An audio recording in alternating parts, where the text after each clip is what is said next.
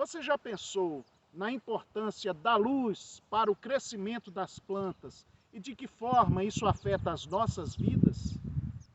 Já pensou o que pode acontecer na falta de luz? Existe alguma possibilidade de se substituir a luz do sol no crescimento vegetal? Nós vamos ver isso nesse vídeo.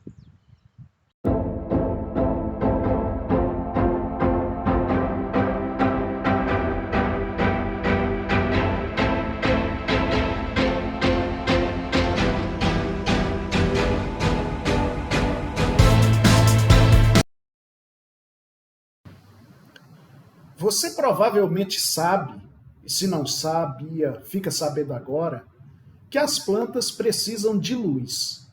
A planta é capaz de capturar a energia contida na luz para transformar o gás carbônico, ou CO2, da atmosfera e a água em compostos orgânicos, carboidratos, proteínas, lipídios, e sustentar basicamente toda a vida na Terra. Esse processo se chama fotossíntese. A palavra photos quer dizer luz em grego. Então, síntese a partir da luz. Para realizar a fotossíntese, as plantas precisam de um pigmento verde, conhecido como clorofila, a qual fica localizada dentro das células vegetais em organelas denominadas cloroplastos. A palavra grega chloros significa verde pálido e a palavra phylon significa folha. Então, clorofila significa literalmente folha verde. A molécula da clorofila absorve principalmente a energia contida nas cores azul e vermelha e reflete a maior parte da cor verde. É por isso que nós percebemos a vegetação como verde, porque nossos olhos captam a cor que a clorofila reflete.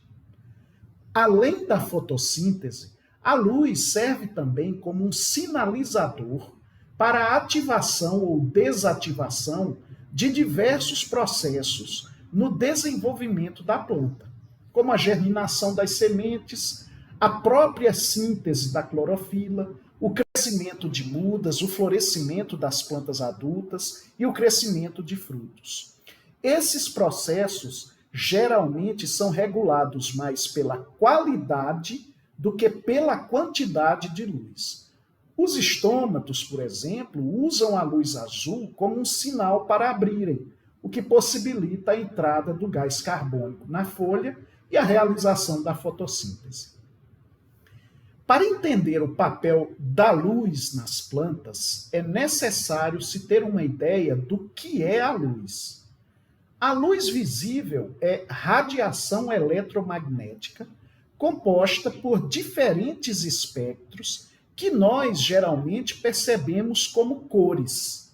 Os espectros diferem pelo comprimento de onda e pela quantidade de energia que cada um contém. Quanto menor o comprimento de onda, mais energético o espectro.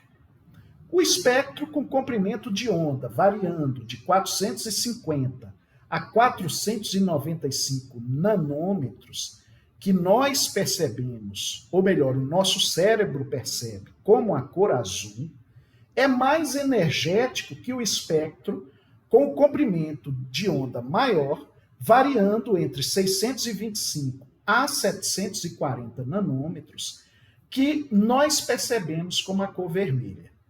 Essas duas cores, ou esses dois espectros, são aqueles que a clorofila preferencialmente absorve para realizar a fotossíntese. Por convenção, a faixa do espectro de luz visível entre 400 nanômetros e 700 nanômetros é chamada de radiação fotossinteticamente ativa, que é mais conhecida pela sigla em inglês PAR, P-A-R, de Photosynthetically Active Radiation.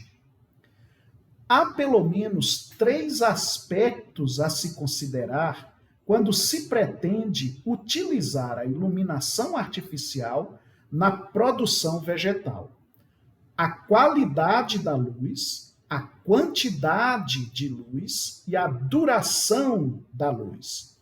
A qualidade da luz diz respeito à faixa do espectro eletromagnético utilizado pelas plantas para realizar a fotossíntese. A quantidade de luz abrange uma dimensão instantânea, a intensidade luminosa, e uma diária, a integral de luz diária. A duração da luz se refere ao fotoperíodo, ou seja, a quantidade de horas de luz durante um dia. A quantidade de luz que uma planta cultivada precisa se refere à quantidade de radiação fotossinteticamente ativa, cujo valor diário acumulado é a integral de luz diária, ou DLI.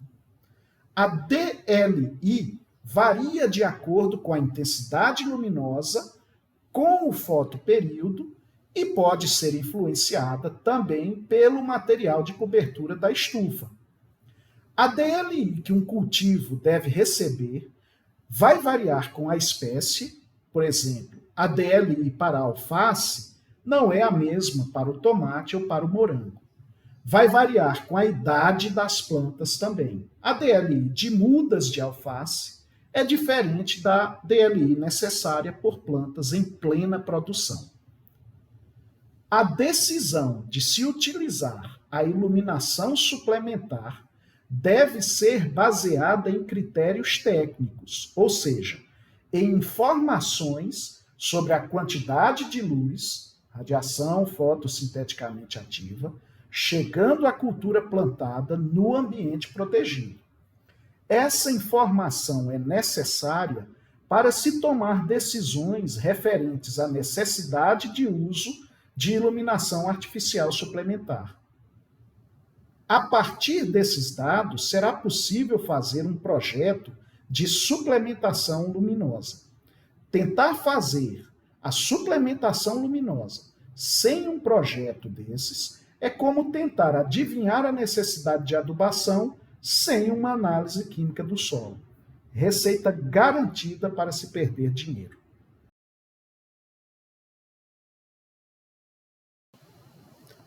Com a popularização e a redução de preços de luminárias LED, além da possibilidade de se obter espectros luminosos específicos, o uso hortícola da iluminação artificial tem se expandido rapidamente.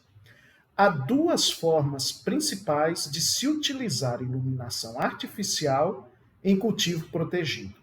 A primeira é a utilização de iluminação de baixa intensidade para modificar o fotoperíodo com o objetivo de regular o florescimento de cultivos sensíveis ao comprimento do dia, também chamada de iluminação fotoperiódica.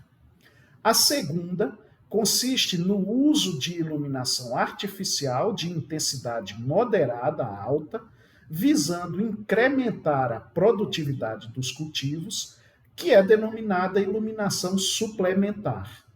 O uso da iluminação suplementar deve ser realizado quando a incidência de luz do sol estiver abaixo do que é requerido pelos cultivos, limitando o crescimento e a produção vegetal.